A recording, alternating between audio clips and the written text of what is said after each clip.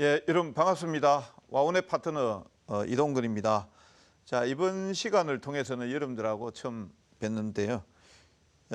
지금 낮 시간에 방송은 나가는 건 처음인 것 같습니다. 자, 먼저 금일 강의에서는 시장 전망하고 그다음에 11월 달 시장 전망, 그리고 앞으로 시장 전망 어떻게 봐야 될 것인지 하고, 그다음에 유망 섹터에 대해서 말씀을 드리도록 하겠습니다. 먼저 다음 장 한번 넘겨서 보도록 하면요, 상당히 좀 복잡하게 이렇게 나와 있죠. 먼저 제가 방송을 하다 보면은 우리 시청자분들이나 다른 분들도 마찬가지입니다. 경기가 안 좋으니까 시장이 상당히 힘들다, 조금 올라가다 주식시장 빠질 것이 아닌가, 이런 말씀들을 하십니다. 여기에 나와 있는 내용들은 뭐냐면은 경기 순환 국면을 분석한 게 되겠습니다. 여기 보시면은 1순환이 나와 있고요. 이게 1970년도예요. 1970년도부터 해서 지금 현재 11순환기거든요. 그게 2015년도까지 해서 약 한 40년간 경기의 흐름, 경기라는 게 이제 좋아질 때도 있고 나빠질 때도 있거든요. 그 내용들을 이렇게 쭉 해놔놓은 건데, 여기에서 보시면은 우리가 이제 경기가 올랐다가 내렸다가 올랐다 내렸다 올랐다 내렸다 계속해서 반복적으로 하죠. 여기 보시면은 석유 파동, 2차 석유 파동, 그 다음에 외환위기, 이게 외환위기 나왔을 때 여러분들 IMF 왔을 때 상당히 힘들었잖아요. 요때 하고, 그 다음에 IT 버블 끼었을 때 하고, 그 다음에 이제 2003년도 보면은 이제 그때 여러분들이 아마 기억하실 거예요. 막 가두에 서가지고 카드 막 발급하고 그랬죠. 그때는 이제 경기를 살리려고 쓰라는 거예요. 이때 이제 내수가 위축되면서 주가가 시장이 빠졌었고, 그 다음에 이제 이거는 우리 때문에 나온 게 아니고 미국 때문에 나온 거죠. 리만 사태가 나오면서 급락이 나왔을 때하고, 그 다음에 이제 요때는 이제 피그스 국가들, 그리스가 유로존을 탈퇴한다 안 한다, 지금도 뭐 브렉시트에 대한 내용들이 나오고 있습니다만 이런 내용들이 나오면서 빠졌을 때고, 지금은 뭐냐? 지금은 이제 미중 간의 싸움, 패권 다툼, 요 내용 때문에 이제 주가가 지금 왔다 갔다 하고 있는데, 중요한 거는 이런 역사적인 사건들은 항상 있어 왔다라는 겁니다. 그러면 여기에서 이제 포인트는 뭐냐? 경기가 좋아서 올라가는 것 같다 우리가 이제 확장기라고 하거든요. 그 다음에 여기에서 나오는 조정이 나오는 이걸 갖다가 수축기라고 얘기합니다. 그러니까 여기에서 보시면은 요게 이제 확장이 됐다가 수축이 됐다가 다시 확장됐다 수축됐다, 이게 이제 한 사이클이 되거든요. 요 사이클에 확장기하고 순환기, 수축기하고 순환기 이렇게 나와 있는데, 보면 확장기 평균이 33개월, 순환기 평균이 18개월, 수축기 평균이 18개월, 순환기 평균이 49개월 이렇게 나와 있습니다. 그러면 이제 우리가 여러분들이 이제 걱정은 물론 이제 하시는 건 좋습니다만, 여기에서 확장기가 지금 현재의 국면이 확장기냐 수축기냐, 수축기의 끝이냐 확장기의 끝이냐, 이런 것들이 잘 필요가 있죠. 그걸 어느 정도 알면은 이제 통계적으로 보면은요, 거기에서 많이 차이가 나봤자 한 2, 3개월, 1, 2개월 정도밖에 차이가 안 나요. 그렇게 괜한 걱정을 할 필요는 없다라는 점 말씀을 드리고, 요게 이제 정부 통계청에서 발표한 내용이 되겠습니다. 보시면은 2017년도 9월 달이 경기 정점이다라고 이렇게 판단을 했습니다. 그러니까 1순환기부터 해서 저기 밑에 내려가면 11순환기까지, 11순환기의 저점이 2013년 3월 달에 되겠고요. 정점이 2017년 9월 달, 그러니까 정부에서는 2017년 9월 달에 정점이 나왔다. 좀 빨리 알려주면 얼마나 좋겠습니까? 그죠? 고점일 때, 이제 고점이니까 경제활동에 대해서 좀 위축이 되니까 조심하세요, 이렇게 되면 좋은데, 벌써 2년이 지나고 난 뒤에 이제 정점에 대한 내용들을 밝혀주고 있습니다.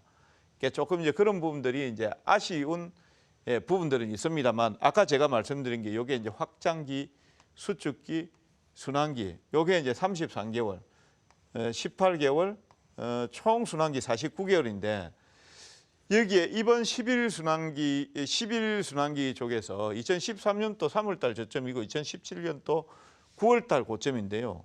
유난히 길었습니다. 경기가 54개월 정도. 이렇게 얘기하면은 여러분들 그러시겠죠. 아니, 한 번도 좋은 적 없었는데 무슨 소리야?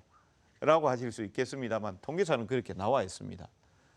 지금 54개월간 확장을 보이다가 이제 지금 수축이 되는 게 2017년 9월 달이니까 지금 2018년도, 2019년도 9월 달, 지금 10월 달, 11월 달이죠. 그러면은 25, 26개월째 들어간 겁니다.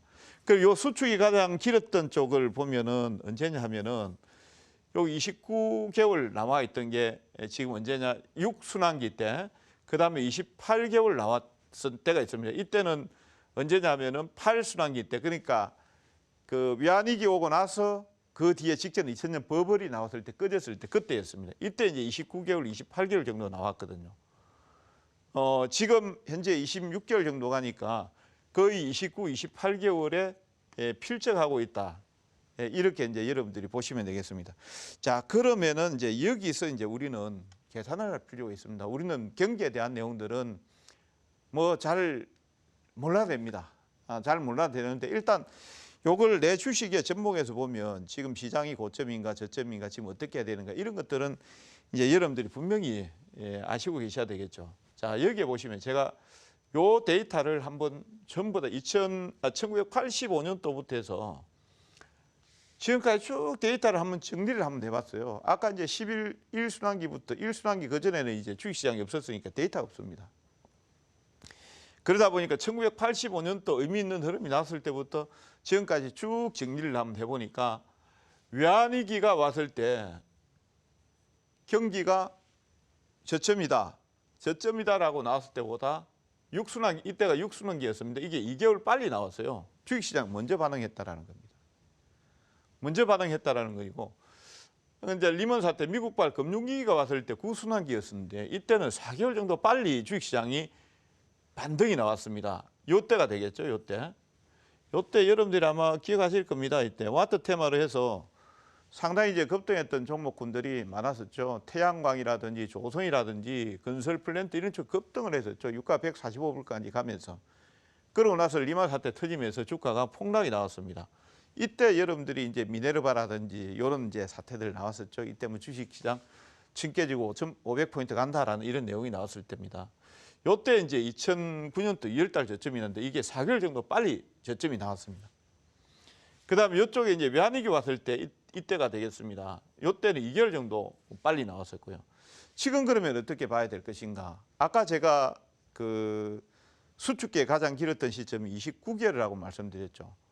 그리고 29개월로 봤을 때 좋습니다. 29개월로 본다라고 하면은 지금 언제냐면은 2020년 또 2월 달이에요. 맥시멈 보면은 2020년 2월 달 정도 되면은 경기가 바닥 쳤다, 저점을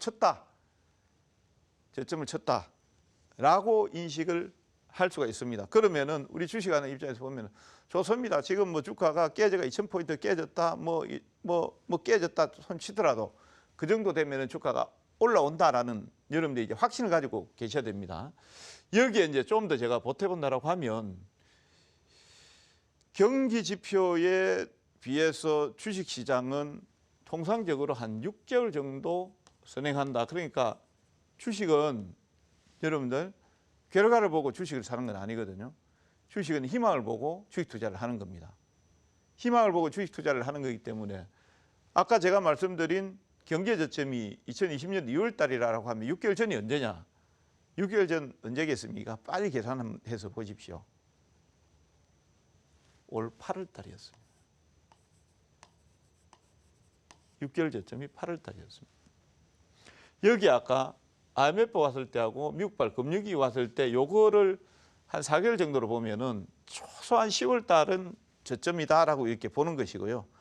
이제 우리가 경기 지표보다 6개월 먼저 주식시장이 선행한다라고 계산을 하면은 딱 8월 달이 저점이 되겠습니다. 그러면 이제 이 부분에 대해서 제가 여러분들 또 이제 8월 달 저점이다라고 이렇게 말씀을 드리는 거고, 일단 제 기준에서 이제 8월 달 여러분들한테 방송을 통해서 8월 6일이 저점이었습니다라고 이제 말씀을 많이 드렸습니다. 여기에 또 하나 이제 여러분들이 걱정하고 있는 부분들이 또 있는데요. 또 조금 올라가다 조정받으면 어떤 말씀들을 하시냐면은 작년 10월 달에 급락이 나왔을 때처럼 주가 빠지는 것이 아닌가. 지금 이런 말들은 쏙 들어가고 없습니다만 이런 말씀들을 하시는데 이거는 분명히 여러분들이 좀 따져 계시면 돼요. 그러니까 근거가 있는 불안감은 우리가 납득을 할 수 있지만 근거가 없는 불안감 같은 경우는 저는 좀 걸러내야 된다 이런 생각을 하고 있어요. 여기에서 2008년 10월 달하고 어떤 게 같겠습니까? 지난번에 여기 이제 주가가 다우지수하고 이런 것들이 빠지니까 또 그런 얘기들을 합니다만 이때는 무역 분쟁, 금리를 인상하는 단계였어요. 인상을 했습니다. 제롬 파월하고 트럼프 대통령하고 상당히 이제 부딪히는 모습들이 나왔었죠. 무역 분쟁은 트럼프 대통령이 촉발했고 금리 인상은 제롬 파월이 촉발을 시켰단 말입니다.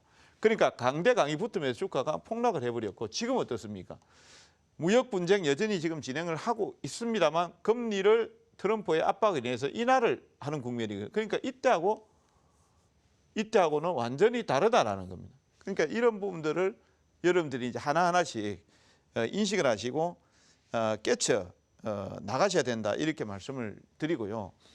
여기에서 또 하나 이제 시장 자체가 불안하다, 미중 무역 분쟁이 어떻게 될 것인가 여기에 대한 답변을 또 하나 제가 드리도록 하겠습니다. 지금 이제 7위안 위쪽으로 올라가면서 우리가 포치, 그러니까 7위안을 깨고 위쪽으로 올라갔다 포치, 그 다음 7위안을 깨고 밑으로 내려갔다 회치 이렇게 얘기를 합니다. 지난번에 위안화가 7.1849위안까지 급등이 나왔고 지금 이제 현재는 지금 7위안대 밑으로 떨어져 있는 이런 상태입니다. 당시에 제가 뭐라고 말씀드렸냐면 7위안대로 안정화 가능성이 있다. 여러분들 이 기준 보시면 돼요.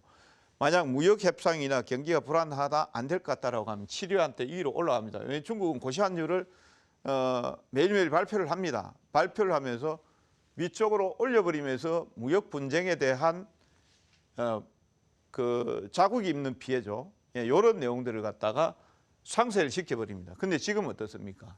7위안대 밑으로 7위안대 언저리로 떨어졌다라는 것은 무역 협상에 대한 내용들이 어느 정도 미중 간의 합의를 이뤄가고 있다라는 게 위안화에서 나타나고 있습니다. 그래서 이런 관점으로 봤을 때 시장에 대해서 여러분들이 이제 지나치게 걱정하실 필요는 없다라는 점을 먼저 또 인식을 하시고 계셔야 되고요. 그러니까 이제 앞으로 이제 11월 달이나 뭐 12월 달, 그 다음에 내년도 상반기까지는 저는 시장에 대해서 긍정적으로 일단은 보시라는 점을 말씀을 드리고요. 다우지수 같은 경우에는 저는 27,500, 당분간은 27,500, 아마 제가 이 방송을 하는 시점 정도가 될 겁니다. 26,500포인트 언저리에서 움직일 가능성이 저는 좀 높다라고 이렇게 보고 있고요. 그 이후에는 또 어떻게 될 것인가에 대해서 또 말씀을 드려보면요. 다우지수 같은 경우는 지금 트럼프 대통령이 시장을 끌고 있다라고 봐야 됩니다. 그러면은 이제 그 민주당 같은 경우에는 조 바이든, 샌더스, 워런 이런 후보들이 나오면서 이제 한 서너 명 정도 이렇게 붙으면서 막 지금 경선 과정에 돌입을 하고 있고 공화당 같은 경우는 거의 이제 트럼프 대통령이 나오지 않습니까? 여기에서 이제 트럼프 대통령이 다시 재선 가도를 가기 위해서는 이 다우가 여기에서 있어가지고 이쪽으로 빠져버리면 절대로 안 된다라는 거예요. 안 된다라는 것이고 위쪽으로 올라가야만 됩니다. 이게 올라가기 위해서는 결국 이제 경기 부양책을 쓰든지 이런 내용들을 해야 됩니다. 아마 이제 그 연준을 압박하든지 제롬 파월을 압박하든지 하면서 트럼프 대통령은 아마 연말에 한 차례 금리 인하나 이런 내용들은 이제 12월 중순경에 저는 없을 걸로 봅니다만 대차 대조표 확대라든지 채권 매입이죠. 이런 내용들을 해서 금리 인하에 대한 어떤 같은 효과 이런 쪽을 이제 끌어내지 않을까 이런 생각을 여러분들한테 말씀드리고 다우지수도 지금 이제 기술적으로는 단기적으로 조금 올라가지고 부담은 가 있습니다만 여전히 이제 안정화되는 국면에 가 있고 여기에서 이제 보면은 여러분들이 아까 이제 미국 역대 대통령 연임 이후 상승 이렇게 제가 여기 제목을 달아놨는데요. 지금 레이건 대통령 때하고 조지 부시 대통령은 단임을 했고요. 빌 클린턴 대통령은 연임을 했고 조지 부시 2세 대통령은 이제 연임을 했고 그다음 버락 오바마 연임을 했고 트럼프 대통령이 어떻게 되는지는 지금 모르겠습니다만 현재 이제 민주당 후보들하고 같이 붙으면은 거의 지금 피하는 걸로 이렇게 나와 있습니다만 지난번에 그 클린턴 후보하고 붙었을 때도 마찬가지죠. 300만 표 정도 작았음에도 불구하고 선거인단 선거에서 이김으로 인해서 트럼프 대통령이 당선이 됐거든요. 그래서 이번에도 같은 전략을 짜지 않을까 싶습니다. 그래서 만약에 이제 연임이 된다라고 하면 단임이 된다라고 하면은 거기에서 이제 여러 가지 정책 변화가 나오니까 시장은 약간 좀 혼란스러울 수 있다라고 저는 생각을 하고 있어요. 반면 이제 연임이 됐을 때는 계속해서 시장 자체가 올랐고요. 여기에서 중요한 거는 내년 11월 달이란 말이에요. 11월 달인데 그때까지는 모르겠고 아무튼 연말하고 내년도까지는 트럼프 대통령은 연임을 하기 위해서 여러 가지 액션들을 취할 가능성이 높다. 긍정적인 액션들을 취할 가능성이 높다. 만약에 주식시장이 꺾어지게 된다라고 하면은 거기에서 이제 어떤 트럼프 대통령의 재선 가도에서 상당히 이제 문제가 생긴다. 이렇게 봐야 되겠습니다. 그리고 그림상에서도 보시면은 연임 이후에 조지 부시 대통령 때 약간 이제 그 이후에 이제 리먼 사태가 나오면서 조금 흔들거렸고 그에 브락 오바마, 뭐 트럼프 대통령까지도 무난하게 상승 가도록 하지 않을까. 저는 그렇게 일단은 보고 있고요. 여기에 이제 우리 시장이 제가 8월 6일 날 대변곡이 나왔다라고 말씀을 드렸죠. 아까 이제 경기 지표하고 지나가고 나서 보면은 맞다라는 내용이 아니고요. 제가 당시에 이제 8월 6일 날 대변곡점이고 거기에서 시장 자체가 위쪽으로 터닝 포인트를 잡는다라고 말씀을 드렸고요. 그 이후에 이제 9월 달에 정부 쪽에서 이제 통계청 발표가 나왔죠. 2017년 9월 달이 정점이었다라고 했을 때 뭐 한 29개월 정도 봤을 때 6개월 뒤로 보면은 정확하게 2019년도 8월 달 여기가 주식 시장의 저점이다라고 저는 이제 인식을 하고 있고 확신을 지금 하고 있는 편입니다. 여기에서 조금 더 시간을 준다라고 하면 10월 달이 저점권이다. 그러니까 8월 달, 10월 달이 저점을 통과하고 있다. 이렇게 이제 보시면 되겠고요. 따라서 이제 이 부분을 간단하게 좀 정리를 해서 말씀을 드리면 제가 이제 방송을 하다 보면 그다음에 공개 방송을 하다 보면은 대체적으로 지금 시장 상황에 대해서 불안정하게 생각을 하시는 분들이 대단히 많아요. 왜 그러냐면 주식시장 올라가는 거하고 현실하고는 괴리가 좀 아직까지 좀 있거든요.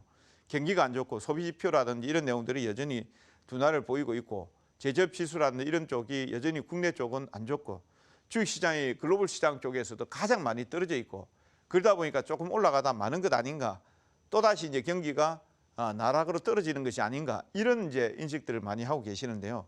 아까 제가 말씀드린 통계청에서 발표한 경기 순환표 그거 가지고 보면은 2020년 2월 달이 저점이다. 뭐 넉넉하게 잡아서 뒤로 돌아가서 보면은 올 8월 달 내지 10월 달이 주식시장에서는 저점이다라고 말씀을 드릴 수가 있겠고, 그다음에 또 보면은 이제 작년 10월 달에 폭락의 추억이 있으니까 그때처럼 떨어지는 게 아닌가 또다시 이런 말씀들을 하시는데 그때하고 지금하고 분명히 다르다는 그때는 금리를 무역 분쟁 플러스 금리 인상에 대한 내용들이 있었고 지금은 무역 분쟁 플러스 금리 인하의 단계에 있다라는 점 말씀을 드렸고요. 그리고 또 얼마 전에는 위안화가 7.3 이상 간다, 7.5 이상 간다. 그렇기 때문에 우리 시장은 저기 1,800대까지 빠진다, 1,700대까지 빠진다. 이런 말씀들이 많았잖아요. 근데 지금 이제 7위안대 밑으로 떨어졌습니다. 제가 떨어진다고 말씀을 여러분들 전망을 드렸습니다. 그래서 이런 내용을 봤을 때 시장 자체는 긍정적으로 여러분들이 보셔야 되고 지금 이제 트럼프 대통령의 재선에 대한 내용들이 있기 때문에 이 부분을 본다 하더라도 연말 내년 초까지는 2월 달에 이제 본격적으로 이제 그 민주당 공화당 이렇게 이제 경선 주자들이 이제 나오면서 본격적으로 이제 그 경선 과정에 돌입하게 되거든요. 그러면은 그때까지는 무조건 경기를 끌어올려 놔야 된다라는 점 이런 관점에서 봤을 때도 주식시장에 대해서 부정적으로 보시면 안 된다라는 것이고요. 아까 이제 여기에 이제 마지막으로 이제 변곡에 대한 내용들에 대해서 말씀을 드리면 기술적으로 봐도 아무리 계산을 제가 해봐도 8월 달 초에 저점은 나왔다라는 점 말씀을 드리겠습니다. 자, 그다음에 이제 조금 이제 템포를 좀 늦추면서 말씀을 드리겠습니다. 무역 협상에 대해서 지금 여러 가지 또 말들이 나오고 있습니다. 원래는 11월 16일 날 칠레 에이펙 회담에서 미중 간이 이제 정상들이 서로 합의를 하게끔 이렇게 돼 있었는데 칠레의 그 내부 분위기로 인해서 칠레가 취소를 했죠. 하면서 지금 이제 트럼프 대통령은 아이오와나 그다음에 알래스카에서 하자. 예, 이렇게 이제 얘기를 하고 있고, 그렇지 않고 또 이제 뭐 시진핑 같은 경우, 중국 같은 경우는 마카오에서 하자 이렇게 하는데 합의가 안 나와 있습니다. 또 이게 이제 12월 달로 넘어간다라는 이런 말도 나오고 있는데, 저는 그래요. 11월 하나, 12월 하나 상관없습니다. 어차피 한다라는 쪽이거든요. 그래서 여기에서 1단계 11월 중에 만약 나오지 않는다라고 해서 12월 달에 가더라도 뭐 합의는 나온다라고 이렇게 보고 있습니다. 그래서 긍정적으로 일단은 보고 있고, 여기에서 이제 무역협상에 대해서 무역협상 진전에 대한 내용들을 윌브로스 상무장관이나 그다음에 18일 정도 되면은 하웨이에 대한 미국의 결정이 나올 겁니다. 요거 보면 이제 우리가 정확하게 알 수 있고, 그다음에 12월 15일 날 관세부가 예정은 이제 취소할 가능성이 있다라는 점도 말씀을 드리겠고요. 그러면 이제 11월 달에 시장에 대해서는 긍정적으로 보시라는 겁니다. 그리고 12월 달 긍정적으로 보세요. 내년 또 긍정적으로 보세요. 그러면 지금 이제 우리는 종목이나 업종을 볼 때 소비 시즌입니다. 본격적으로.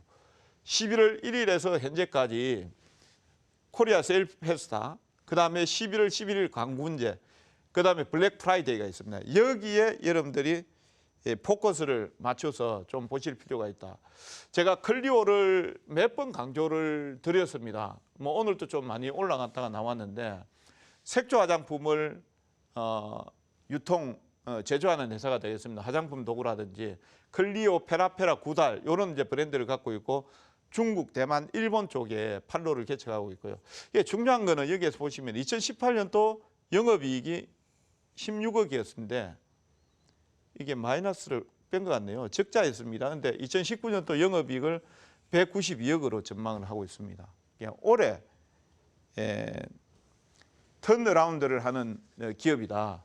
이렇게 이제 보시면 되겠고요. 그림도 보면은 지금 약간 여기에서 대칭삼각형의 모형에서 그림이 모아지고 있습니다. 그래서 이제 눌림이 나왔을 때 이 종목군은 여러분들이 보시면 될 것 같고요. 그다음에 이제 파라다이스 같은 경우는 외국인 전용 카지노를 국내에서 운영을 하고 있습니다. 여기에서 중요한 것은 홀드율. 홀드율이 뭐냐면은 카지노 고객들이 서로 거래를 하고 나서 거래를 했을 때 서로 이제 수익을 나눠가고, 대신 이제 카지노도 가져가겠죠. 이 카지노가 가져가는 금액이 이제 이 홀드율이라고 하는데, 이게 12% 사상 최고치예요. 그러니까 카지노에서 이익이 개선되고 있다 이렇게 봐야 되겠죠. 그리고 파라다이스 시티 이익 회수기에 돌입했다. 호캉스에 대한 기대감도 있다라는 점 말씀을 드리겠습니다. 그래서 이거는 상당히 저는 괜찮다, 긍정적이다 이렇게 보고 있고, 2018년도 영업이익 24억에서 올해 영업이익이 268억으로 긍정적으로 변하게 됩니다. 그림도 지금 약간 이제 좀 올라와 있습니다만 추세적으로 눌리는 구간은 좋은 가격대다라는 점 파라다이스 말씀을 드리고요. 그다음 마지막에 이제 호텔 신라입니다. 호텔 신라가 3분기 실적에 대한 내용들이 좀 예상치보다 낮게 나왔죠. 영업이익이 한 15.6% 정도 감소했고 574억 정도 나왔습니다. 저는 다른 거 보지 마시라는 겁니다. 여기 보면 하나하고 두산하고 면세점 특허 반납했거든요. 돈 안 된다라는 거예요. 중소업체들 뒤늦게 뛰어들어가지고. 그게 1등 업체 쪽으로 몰리고 있다. 마카오 국제공항점 단독 운영.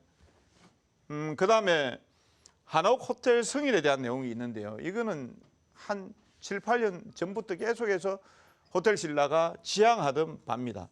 이번에 이제 그 250억 정도 기부 체납을 했죠. 지금 호텔 신라 정문 쪽에 부지를 공원화로 기부 체납을 하고, 반면에 이제 한옥 호텔 승인을 받았습니다. 따라서 이제 이런 부분들은 호텔 신라에 있어서 앞으로 이제 신라 스테이라든지 호텔 신라, 그러니까 숙박이라든지 면세점 이쪽에서 인류를 지향하는 호텔 신라 입장에서 보면은 상당히 이제 긍정적인 영향을 줄 가능성이 높다 이렇게 보고 있고요. 호텔 신라도 마찬가지입니다. 조금 올라왔죠. 올라왔는데 여전히 바닥권에서 이제 터닝 포인트를 잡는다라고 보시면 되겠습니다. 따라서 이제 종목은 아까 클리오, 파라다이스, 호텔 신라 요 소비 섹터의 소비 시즌에 맞춰서 이런 쪽으로 이제 여러분들이 보시고, 시장에 대해서는 긍정적으로 보시라고 말씀을 드리겠습니다. 자, 1강은 여기까지 하도록 하겠습니다. 감사합니다.